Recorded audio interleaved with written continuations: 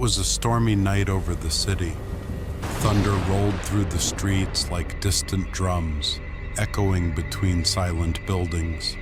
And at the edge of town, forgotten by time, stood St. Clara Hospital, long since closed to the public. Yet its emergency lights still flickered. Inside, Eric, the night security guard, began his shift. He scanned his ID and pushed open the heavy front doors. The lobby was cold, too cold for a building with no working air conditioning. His boots echoed as he walked across the marble floor, the sound devoured by the emptiness. He made his way to the monitor room. The screens buzzed dimly. Half the CCTV cameras were offline. Old wiring, he thought, but one feed caught his eye, Ward B. There was movement. He leaned in. A shadow passed across the hallway, too fast, too silent. The hairs on his neck rose. Ward B had been closed for years. No patients, no staff, nothing living. Eric grabbed his flashlight and stepped into the hall. The lights above flickered violently, buzzing like insects. The air grew heavier with each step. As he approached the pediatric ward, the door creaked open. On its own. From inside, the faint sound of a child giggling echoed down the corridor. He froze. His light scanned the room, empty beds, peeling wallpaper, and on the floor, a small, dirty teddy bear. He picked it up. Its stitched eyes were leaking a thick, dark liquid. Blood? He dropped it. Suddenly, a ding. The elevator had opened behind him. He turned, empty.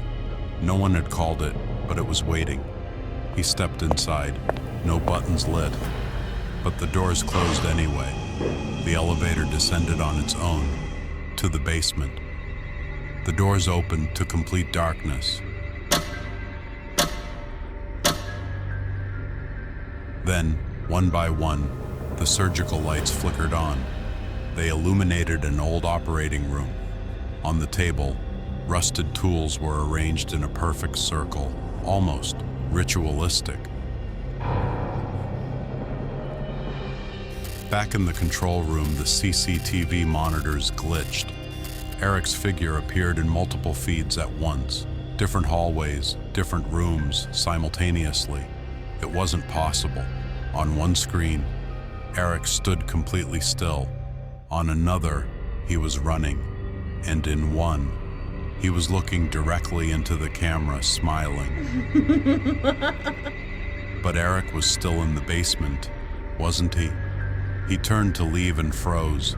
A dark silhouette stood behind him, not visible in the room, only in the reflection of the surgical glass.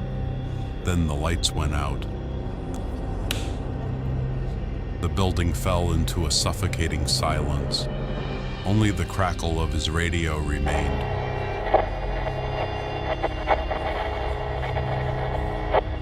But then a whisper, a child's voice, barely audible. "Come play with us." Eric bolted from the room. He ran down corridor after corridor, but they all led back to the same place. Ward B. The door was now wide open. Inside, the teddy bear sat upright on a hospital bed. Its bleeding eyes glared at him, and above it, written on the wall in red, "You never left." The monitors showed Eric standing in front of the camera, expressionless, still. His shift ended at dawn, but no one ever saw Eric leave the building. The hospital was shut down again. But each night at 3:06 a.m., the camera in Ward B activates by itself, and it shows Eric, still standing, still smiling,